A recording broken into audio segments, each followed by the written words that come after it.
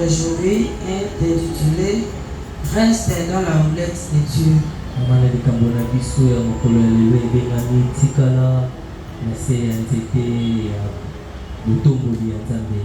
Reste dans la houlette de Dieu.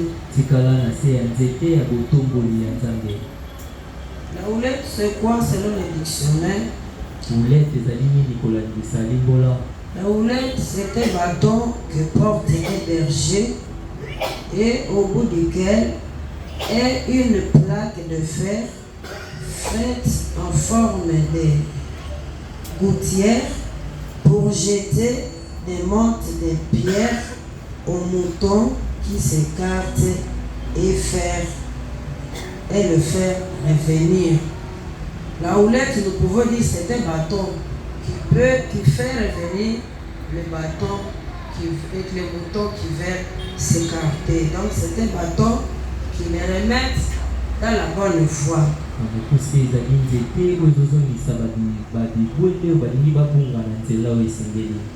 La houlette, c'est encore un spectre.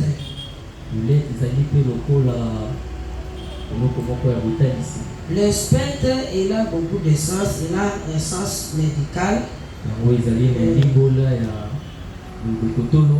Là, on ne va pas s'y borner. Mais le spectre, c'est un fantôme. Ou quelque chose qui fait peur.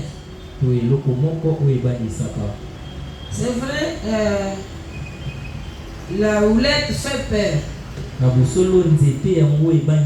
Ça effraie. Le chapitre 23 du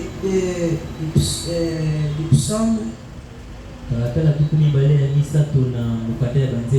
il y a d'autres écrivains, d'autres Bibles, qui l'intitulent le divin berger.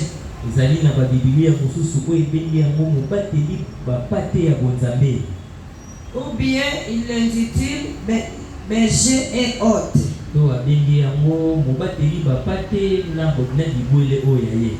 L'hôte, c'est celui ou celle à qui on donne l'hospitalité. Nous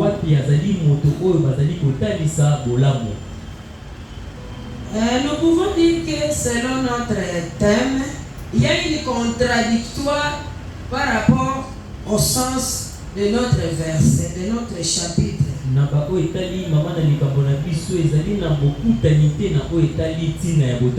Puisque le thème nous parle de quelque chose qui fait peur.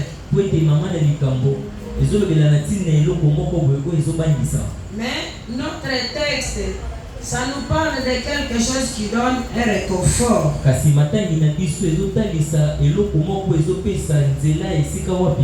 C'est pourquoi quand on n'entre pas dans les profondeurs, on s'arrête seulement au thème. On peut se dire qu'il y a une contradiction, alors que ce n'est pas une contradiction.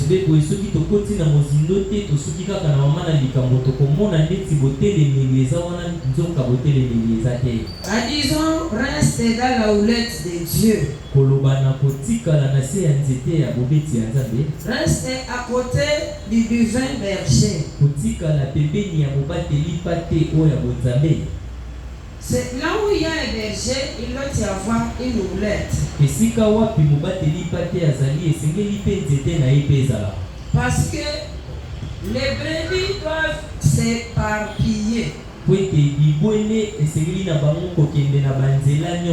Ils ne peuvent pas marcher dans une voie qui est normale. C'est pourquoi le berger doit avoir un bâton pour le remettre dans la bonne route.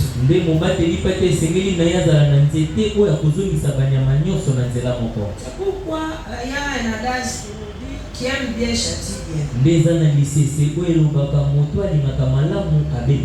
Est-ce que si tu aimes ta brebis, tu ne peux pas vouloir qu'elle s'égare. Tu vas vouloir la récupérer. C'est de la même manière que Dieu veut aussi nous récupérer quand nous voulons nous égarer.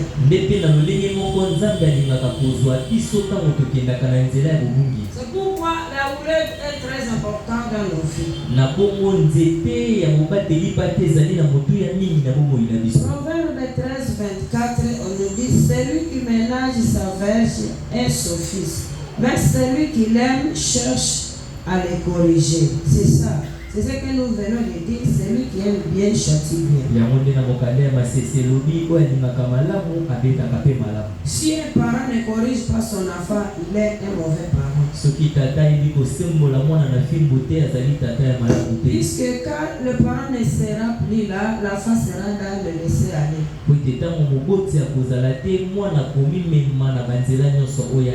Bien aimé de la nature de l'homme, l'homme aime le confort. Or, tout confort ne vient pas de Dieu. Il y a un confort qui vient de Dieu et un confort qui ne vient pas de Dieu. Mais l'homme aime le confort. D'autres conforts nous détachent de Dieu. C'est pourquoi quand le Seigneur voit le confort qui veut nous détacher de lui, quelque part il utilise la houlette.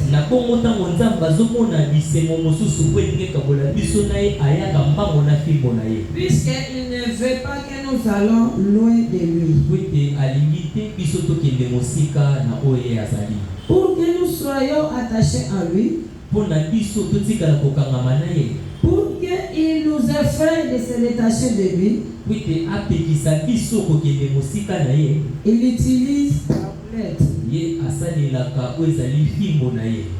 Et aussi, ce chapitre 23, c'est comme un poème qui mélange des vers contradictoires. Mais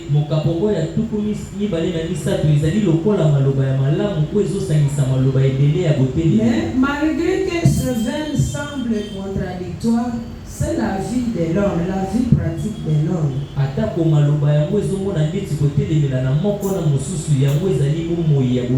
Puisque dans la vie de l'homme, il y a le mal et le bien, il y a des bas et des hauts. Nous voyons par exemple au premier verset. On nous dit, l'Éternel est mon berger, je ne manquerai de rien. Même le deuxième, même le troisième, tu sautes le quatrième, le quatrième, cinquième, tu arrives au sixième. On dit, oui, le bonheur et la grâce m'accompagneront tous les jours de ma vie, et j'habiterai dans la maison de l'Éternel jusqu'à la fin de mes jours. Nous voyons que le premier et le sixième verset, il y a la paix. Il y a le calme. Il y a la joie. Mais le quatrième verset, ce sont des menaces. Ce sont des menaces. Je marche dans la vallée de l'ombre de la mort. Ce sont des menaces. Donc, il est tourmenté, il souffre. Il est tourmenté, il a peur. Nous voyons dans tous ces chapitres, il y a 7 mots qui sont importants.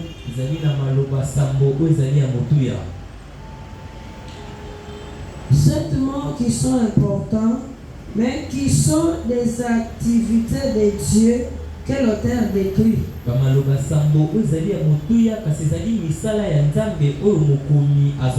Du deuxième verset au cinquième,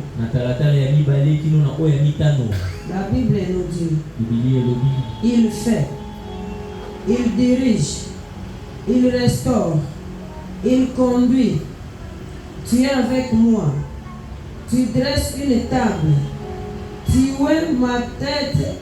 Et tout ça, c'est Dieu qui fait ça pour nous. Dieu nous conduit. Dieu nous dirige. Dieu nous restaure.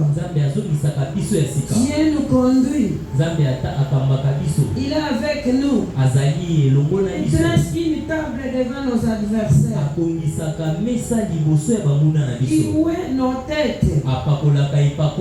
Et chaque mot a son sens. C'est pour dire que Dieu nous garde à travers les vicissitudes de la vie.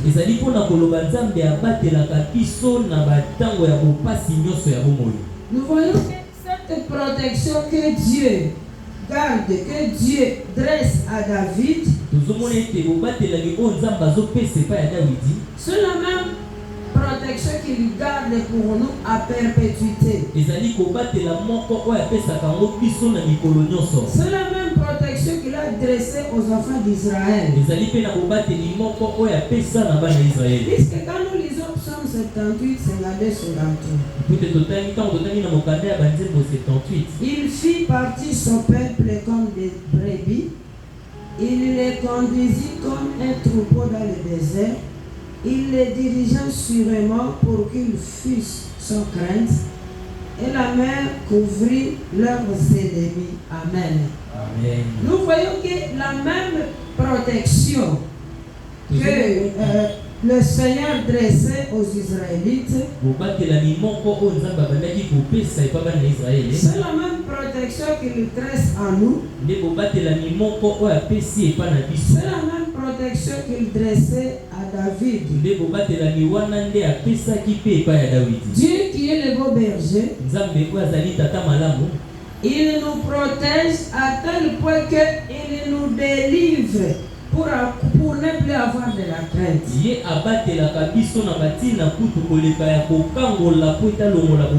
Dieu nous délivre pour ne plus avoir de la crainte. Dieu nous délivre pour que nous puissions espérer en lui. Malgré toutes les circonstances de la vie, il faut seulement mettre toute notre confiance à Dieu.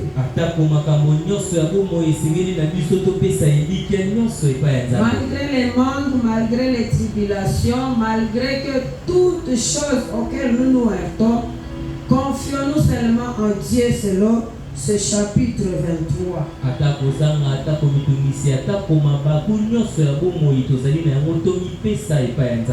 Mais l'humain a toujours eu de la crainte. Surtout la crainte de l'ennemi. La crainte du lendemain. La crainte des problèmes. La crainte de la vie. Nous craignons toutes choses. Mais Dieu nous recommande de ne pas craindre puisqu'il est notre beau berger. Nous ne devrions pas craindre les vicissitudes de la vie, sachant que Dieu est avec nous, Dieu est notre berger.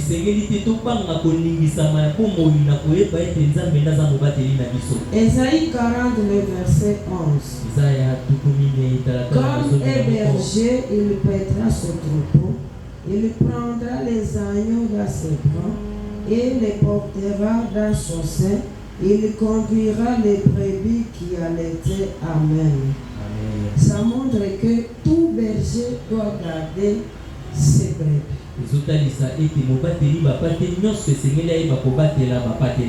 Même si tu vas où tu saches que Dieu est avec toi, Dieu te garde, Dieu te protège.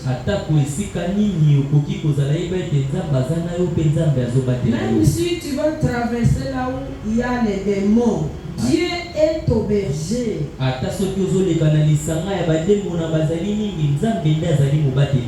Dieu est notre berger dans tout ce que nous faisons.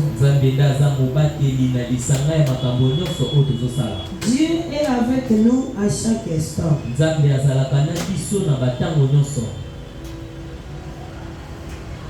Quand je marche dans la vallée de l'ombre de la mort, je ne crains aucun mal, car tu es avec moi.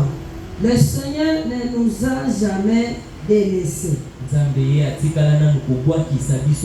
Même si nous sommes dans l'ombre de la mort, il est toujours avec nous.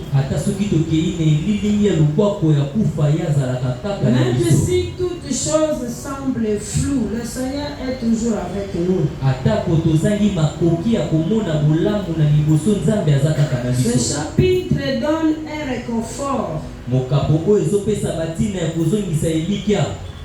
Le verset 5 nous montre un Dieu hospitalier, un Dieu généreux sans limite.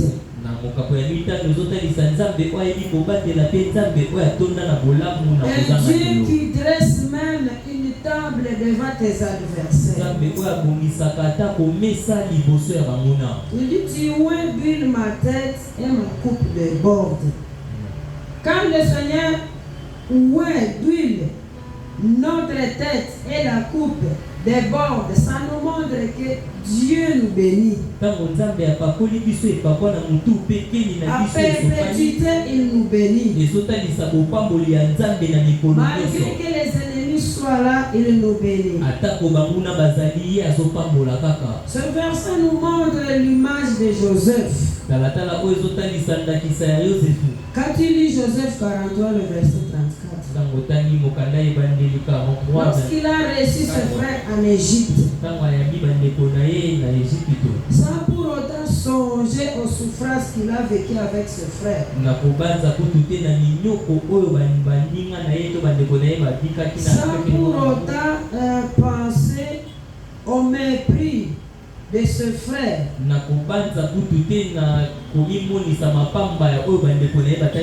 Dieu a dressé sur Jacob la coupe devant ses adversaires. Joseph était au-dessus par rapport à ses frères, alors que ses frères étaient ses ennemis. Tu dresses devant moi une table à face de mes adversaires. Il est béni même en face de ses adversaires.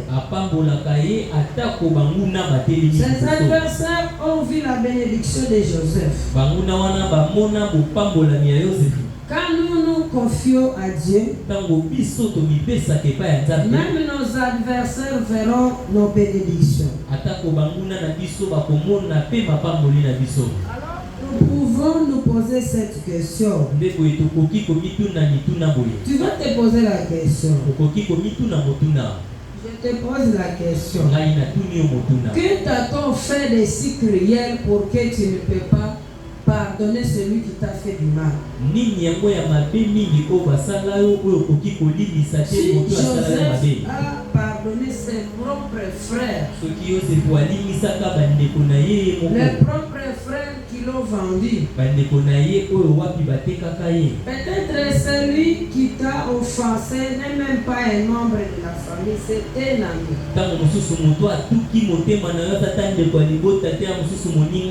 Tu dois voir le degré du pardon selon le degré de la fraternité. Joseph a pu pardonner ses propres frères. Toi, tu n'arrives pas à pardonner l'ami ou bien quelqu'un avec qui tu t'es rencontré.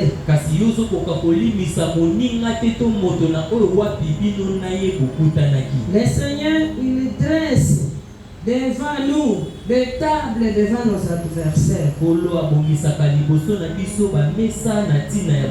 Même Jésus qui a accepté de pardonner, l'a pardonné ceux qui l'ont fait du mal, ceux qui l'ont crucifié. Si Jésus-Christ a pardonné, nous aussi nous devons pardonner. Jésus a pardonné tous ceux qui l'ont flagellé. Mais toi tu n'arrives pas à pardonner. Alors que Jésus leur a fait du bien. Jésus, Dieu dresse des tables devant nos adversaires. Si Jésus a pardonné, si Joseph a pardonné, Étienne a pardonné, ce sont les gens qui ont souffert, mais ils ont pardonné. C'est pourquoi le Seigneur aussi te recommande de pardonner. Tu pardonnes pour ton bien, pour que tu prospères. Si tu ne pardonnes pas, tu te bloques toi-même. Si tu ne pardonnes pas, tu ne vas pas avancer. C'est pourquoi tu vas mériter la houlette, toi qui ne veux pas pardonner. Puisque nous venons de dire que la houlette nous remet dans la voie de Dieu. Dans l'amour de Dieu, il dresse des houlettes. C'est pour notre amour, c'est pour l'amour envers nous.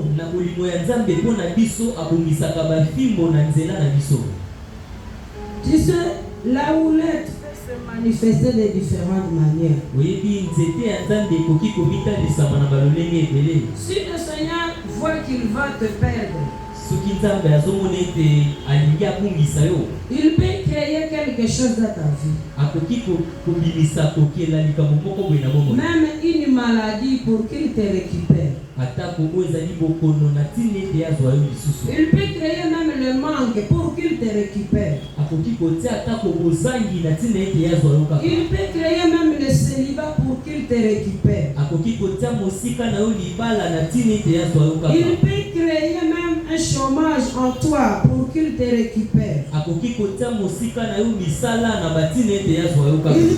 créer qu'on te méprise pour qu'il te récupère. Dieu utilise différents problèmes comme des houlettes pour nous remettre dans ses voies. Alors quand tu te lamarres devant ces houlettes de Dieu,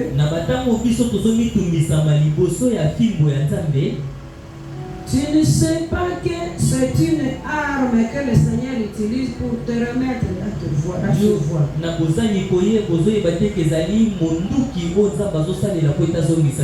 C'est pourquoi nous ne devrions pas murmurer devant n'importe quelle circonstance.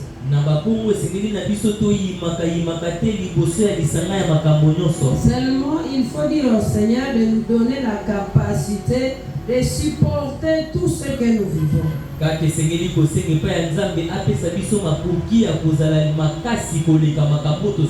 Puisque quand nous nous appelons sa souffrance, Dieu est en train d'utiliser ça comme un instrument pour nous remettre dans ce voie. Si tu persistes dans la houlette de Dieu, pose-toi une question. Pourquoi je persiste dans cette houlette? Puisque nous voyons que ce sont des brebis indisciplinées qui ont droit à cette houlette.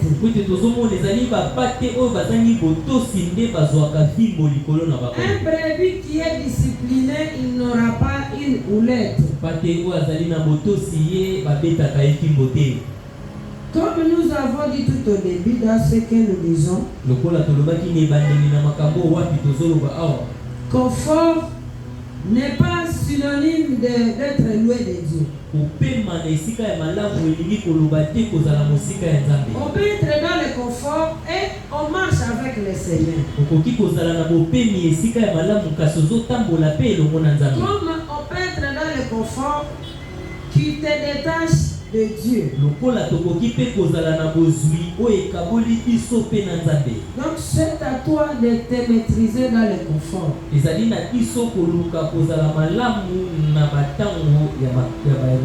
Puisque nous-mêmes nous pouvons nous priver du confort de Dieu, puisqu'il voit de loin que ce confort va nous détacher de lui.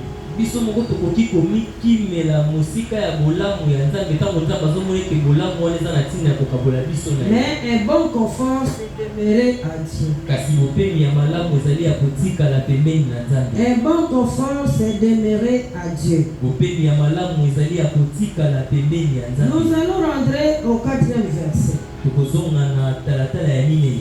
Quand je marche dans la vallée de l'ombre de la mort, je ne crains aucun mal car tu es avec moi. Ta houlette et ton bâton me rassurent. Du 1er au 4e verset, nous voyons que David dépend totalement de l'Éternel. C'est comme un berger qui dépend, une brebis qui dépend totalement de son berger.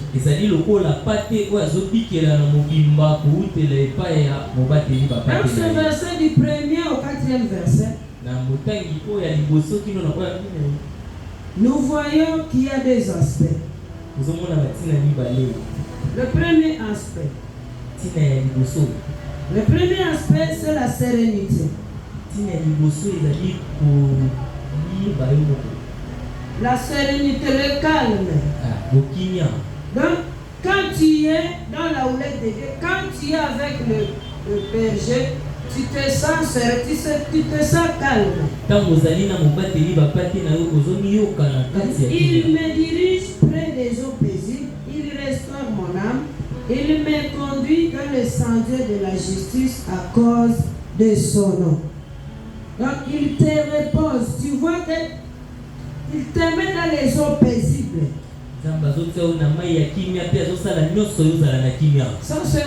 montre notre physique, le calme que nous avons, la sérénité que nous avons, et être dans les eaux paisibles, ça montre ce que nous vivons avec Dieu physiquement.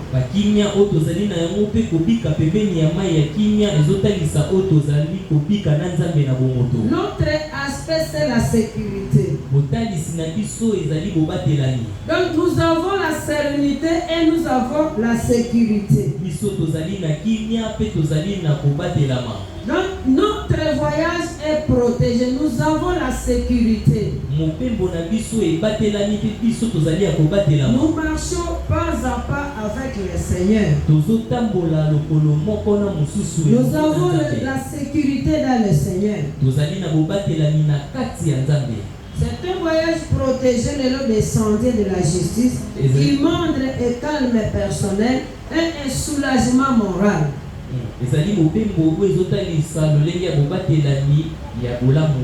Car la vigilance du berger chasse l'anxiété que nous pouvons avoir. Tu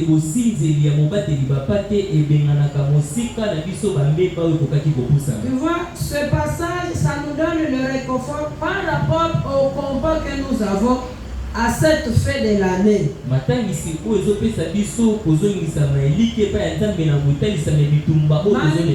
l'ennemi, tu vas coûte que coûte finir l'année puisque le Seigneur est le beau berger.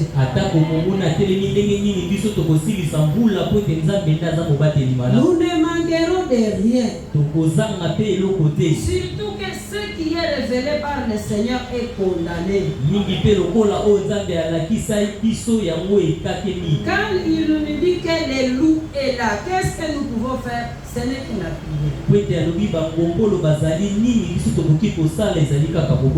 Ce n'est que la sérénité, puisque quand nous n'avons pas le calme, nous risquons d'appeler l'ennemi de venir nous atteindre.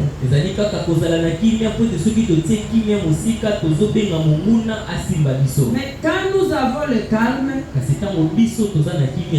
donnons aussi le Seigneur le courage de nous protéger. Mais quand nous avons la morale qui est tourmentée, qui est chargée, nous poussons le Seigneur à nous laisser le travail. Amen. Amen. Amen. Donc, ce chapitre nous donne l'assurance que Dieu est avec nous en tout temps. Le Seigneur, l'Éternel est mon berger, je ne manquerai de rien. Il est avec nous en tout temps. Même quand nous lisons Ésaïe 41:10. Ne crains rien car je suis avec toi. Ne promène pas de regards inquiets car je suis ton Dieu. Je te fortifie, je viens à ton secours. Je te soutiens de ma droite triomphante. Nous voyons que le Seigneur continue à nous dire de ne pas craindre.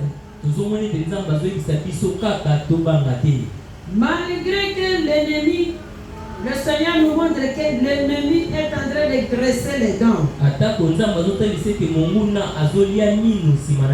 Le Seigneur est notre berger. Le Seigneur nous protégera toujours. C'est un passage de réconfort. C'est un passage de foi et de confiance. Malgré les tribulations, le Seigneur sera toujours avec nous.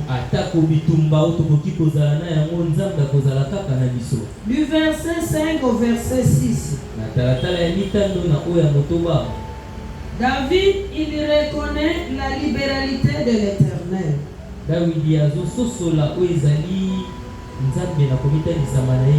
David voit que l'Éternel est l'autre qui est parfait. Il y a aussi des aspects. Premier aspect, c'est la plénitude. Nous voyons que la joie de David, les besoins de David, ils sont complets à tout point de vue. Tu dresses devant moi une table à face de mes adversaires. Tu m'huiles ma tête et ma coupe déborde. Autrement dit, tu me bénis. Tu me bénis et ma bénédiction surabonde. Il dit ma coupe déborde. Donc la bénédiction surabonde. David est dans la joie du fait que son berger connaît tout ce dont il a besoin. Le berger connaît tout ce dont il a besoin. Même quand nous prions, nous disons qu'il nous donne au-delà de nos besoins. Dieu nous connaît plus que nous-mêmes. Il connaît tout ce dont nous avons besoin. Et quand la coupe déborde, donc il même donne les surprises.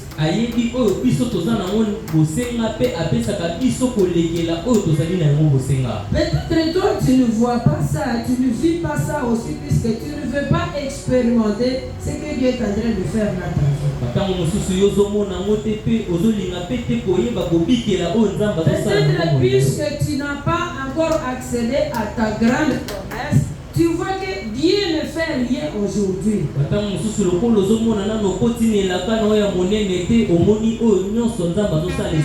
Dieu est en train de faire beaucoup de choses que nous ignorons. Quand tu crois que c'est quand ta promesse sera accomplie, quand tu verras les bienfaits de Dieu, ne trompe-toi.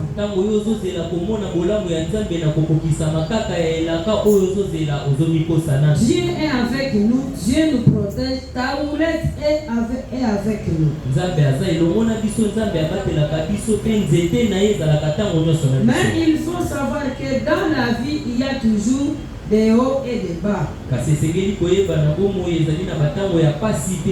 Il y a des biens et des mal. C'est pourquoi même tu vois David, quand il est en train de dire l'Éternel est mon berger, je ne manquerai de rien. À ce moment-là, il est dans l'aisance. Mais à un autre moment, il est en train de te dire, quand je marche dans l'ombre de la mort, tu es toujours avec moi. Donc c'est ça la vie de l'homme. Aujourd'hui tu peux être dans l'aisance. Demain tu es dans l'ombre de la mort. Mais Dieu sera toujours avec toi. C'est pourquoi nous voyons que ce poème c'est comme une contradiction. Ce n'est pas une contradiction, c'est ça la vie de l'homme. Puisque nous ne pouvons pas chaque jour vivre des biens et des biens. Quelque part le Seigneur ouvre et peut pour qu'il puisse nous maîtriser en nous.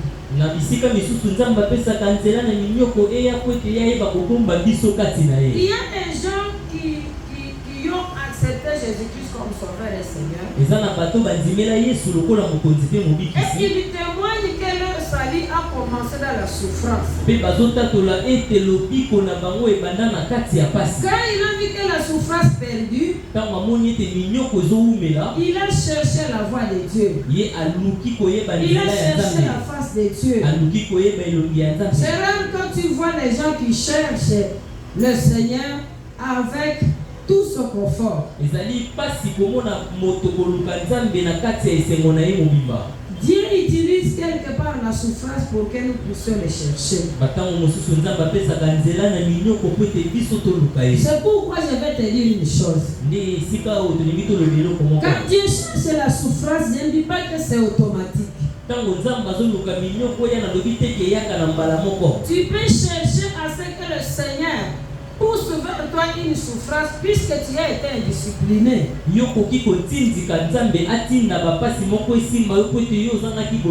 C'est pourquoi la Bible nous dit, quand tu écoutes la voix de Dieu, n'endurcis pas ton cœur. Quand tu endurcis ton cœur,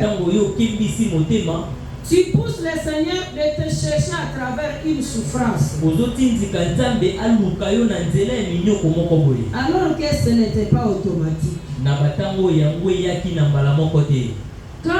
Lorsque nous acceptons d'être dans la houlette de Dieu, le bonheur et la grâce nous accompagnent. Le bonheur et la grâce nous accompagnent. Tu vois, David, il dit oui, le bonheur et la grâce m'accompagneront tous les jours de ma vie et j'habiterai dans la maison de l'Éternel jusqu'à la fin de mes jours. Ça, c'est une conclusion que David donne à ce qu'il a vécu. Il a été loué de Dieu, il n'y a pas de bénédiction. Loué de Dieu, c'est la souffrance sur souffrance. Il a dit que s'il se mettait entre les mains de Dieu, le bonheur et la grâce va l'accompagner. Le bonheur et la grâce va les chercher. Bien-aimé, le bonheur et la grâce cherchent ceux qui sont dociles devant le Seigneur.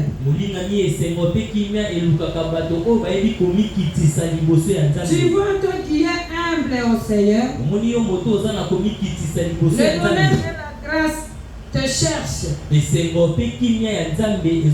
Mais toi qui es rebelle, toi qui es indiscipliné, le bonheur et la grâce sont devant toi. Tu as tendance de courir derrière cette bonheur et cette grâce. Mais toi qui es discipliné, le bonheur et la grâce te cherchent. Et tu peux aussi prendre la conclusion comme David. J'habiterai dans la maison de l'Éternel, puisque c'est là où il y a le bonheur et la grâce. Il faut comprendre que loué de Dieu, il n'y a pas de vie. Malgré les révoltes que tu peux faire dans ta vie, Tu te dis, je veux faire ce que je veux puisque j'ai beaucoup prié, je n'ai rien trouvé. Je vais te dire que dans la révolte, il n'y a rien. Dans la révolte, il y a des tourments et la souffrance. C'est quand nous nous humilions devant Dieu, quand nous demeurons dans sa maison, quand nous demeurons là où il est, nous allons vivre son bonheur, nous allons vivre sa grâce.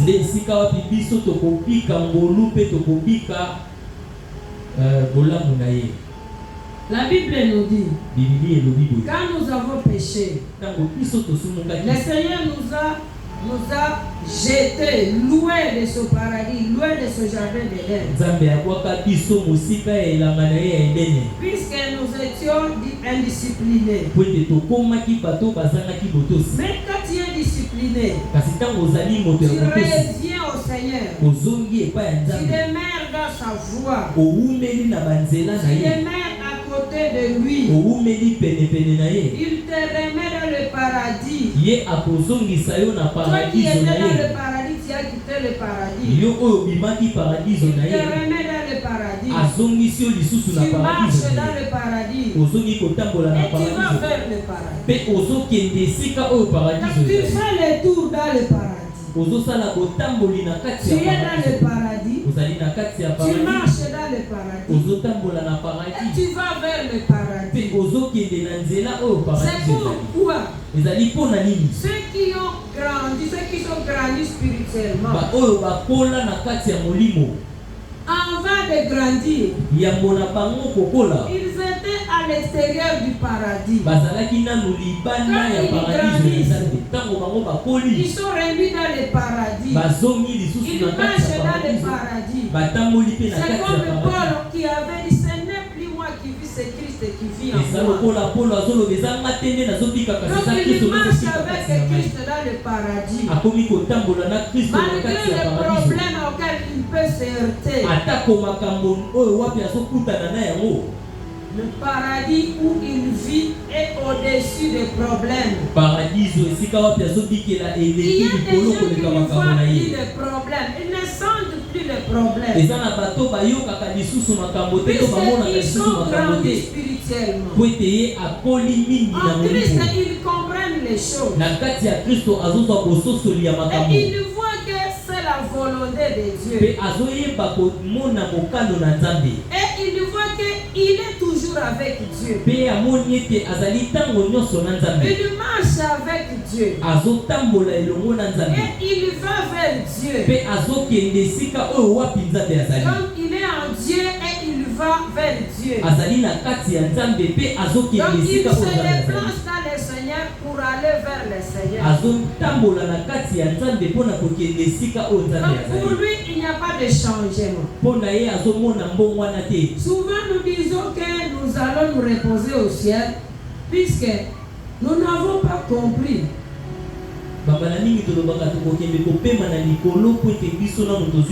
Ceux qui ont compris, ils voient qu'ils vivent déjà le ciel en étant sur terre. Puisque nous croyons que peut-être le ciel c'est l'argent. Le ciel se grandit spirituellement. Et quand tu as grandi spirituellement, toute souffrance est atténuée en toi. Tu vas voir que tu es dans le paradis et tu marches dans le paradis. C'est pourquoi David a conclu. Il a dit, le Seigneur est mon berger. J'habiterai dans la maison de l'Éternel tous les jours de ma vie. Que le Seigneur nous bénisse.